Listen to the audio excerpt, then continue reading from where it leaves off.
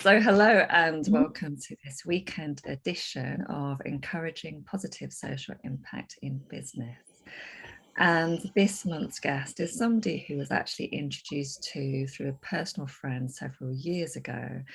And over the years, I've witnessed her become so inspired and be so inspiring with the work that she does in her local community. So it's a great pleasure of mine to introduce you to Ravinder. So, hi there. Hello. So Ravinder is not the most natural person to come on screen, but I think her message and her experience is so valuable to all of us interested in positive social impact that I've really encouraged her to come on board. So thank you so much for spending part of a sunny Saturday afternoon with me to share your experience. So Ravinder, I'd love you just to say a little bit about what was it that made you want to get involved in social impact, and perhaps first of all, what is it that social impact means to you?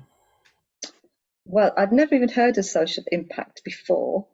So I did look it up and I thought, and I had a little think. And I suppose for myself and the project, it's how the business, or in my case, the project, affects others. So it's within your project and within the community it serves. Yeah. So, Yeah. does that sound about right? Absolutely. Yeah. It's really what it means for you. And as we were talking about before, the purpose of these interviews is to really demystify what positive social impact is all about, because there are so many understandings of what it means out there. So your take on it is really valuable. So tell me what inspired you to set up the project which you do. Well, I wouldn't have thought about this at all until I started volunteering about 12 years ago. I worked full time as a primary school teacher before then. I went part time because part of me just wanted to see what other work was out there in the world. Because not that I got fed up with teaching primary school children, but I just thought, let's see what else is out there.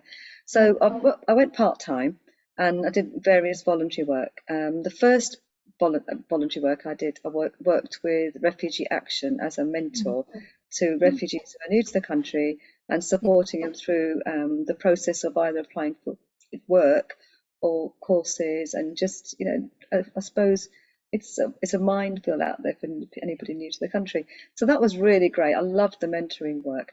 And then alongside that, I also saw a project that was recruiting volunteers to teach English. It was called Talk English. And you become a volunteer teacher and you get trained and you teach within the community. So I did work a few miles away in a really lovely project called the Bangladeshi Women's Organisation. And it was all teaching all women.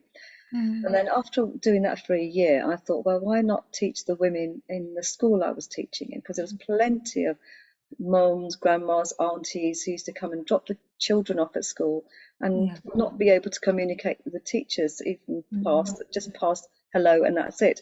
So I thought, I could do that. So I contacted the head teacher and she said, yeah, of course, why don't you try it? So, I did that for 4 years, working in the school on my day off, funny enough. And it was great. And I couldn't have just a women's only group. It was a mixed group. It was because it was Talk English within the school community. But it was mostly women who actually came in. And sometimes, I did have to kind of encourage women to come to the classes or ring up their husbands and say, oh, please, can so and so come. So that was something I was doing anyway. So when I retired last year, I knew that I couldn't just live a life of luxury. Not that your pension allows that, but I just thought, what could I do? What could I do that would really make it my retirement sort of like have some purpose? And I wanted to continue the English class, And but I didn't want to do it in school because it was like I'd finished with working in school and I wanted to go out a little bit more outside the community. And then I used to watch the learners on a Friday morning, coming to the English class, and I used to watch what they were doing afterwards. And there was quite a few who just go home and just carry on with chores until the following week. And a couple used to go, became friends and used to go to cafes and have a cup of coffee. And I thought, wouldn't it be great to have an English class and then afterwards provide a cafe? So, we can all sit together and then you could have first language English speakers come in who are, people who would love to come in for a cup of tea and actually talk with our learners. And so make a connection with the outside world, but also just have the opportunity to practice your English. So that was, I don't know if I've gone around the houses a little bit, but so that was kind of what inspired me to do it. Thank you. I love that whole pathway to the actual project that you're doing now, that you've shared with us. So what I'm hearing you say is that actually there's something about contributing something valuable to your community which is important to you, but also that how you spend your own time now that you've retired is really important. Definitely. But it's definitely a labor of love. Absolutely. I'm sort of like you said, we spoke earlier about this, and so I'm living and breathing it all the time, always thinking about it. I was gardening this morning and there's loads of new strawberry plants, like, the strawberry spread, and I potted them up and I thought, oh, wouldn't it be lovely to give each of the learners on Monday morning a strawberry plant to take away during the Easter holidays, do whatever they wish and have fresh strawberries. I mean, they may have gardens, but many of our learners don't have gardens. They're very new to the country, they're very new to the city. Quite a few live in flats. So anyway, it is a bit of a labour of love. And that's wonderful, because even though it's a labour of love, in a very short time you've become successful. So what I'd love you to share with everyone now is just what is your project? So the project is called Chit Chat Chai, and the chit chat is conversation, obviously, chit chat. And I think a lot of, some of our learners, there's two, for example, who come from countries like Brazil or Brazil and Italy, who are really, really good at learning English when it's written and read, but don't have the confidence to speak. So the chit chat was trying to get the conversational English, and for some of our parents at school, just to go beyond that hello, to be able to say a little bit more. So conversational English is chit chat, and the chai is a cup of tea. So you can learn conversational English, but it's more than just conversational English in our lessons. We do reading and writing. So conversational English, and then have a cup of tea afterwards and have that social time, which is really important. It gives a sense of belonging. And it gives you, contact with the outside community as well. Yeah, sure. And how many people do you work with now? On record, I think we've got about 25 learners. And because it's not an accredited course, they come and go. We have a core learners of about 10, I think. And then some come and go, which is fine, because one of the things I said right at the beginning in our first meeting was that I don't want the learners to feel under any pressure. And I wouldn't like any of our volunteers to feel under pressure. It should be an absolutely no pressure project. You come to learn English without feeling the pressure that you need to come to learn English. It's because you want to come, and then you come to volunteer because you wish to come. There's no great obligation. So we've got about 25 on record, and volunteers, I think we've got a good core group of about 10.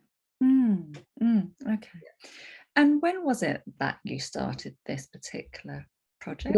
Last September. We started the project last September, but we did spend the summer of doing a lot of applying for funding and cleaning up the classroom, getting all of everything ready. So I think it launched in September 2021. Yeah, great. And has there been any one particular challenge that you think it would be useful for everybody to know about in terms of setting up a project like this?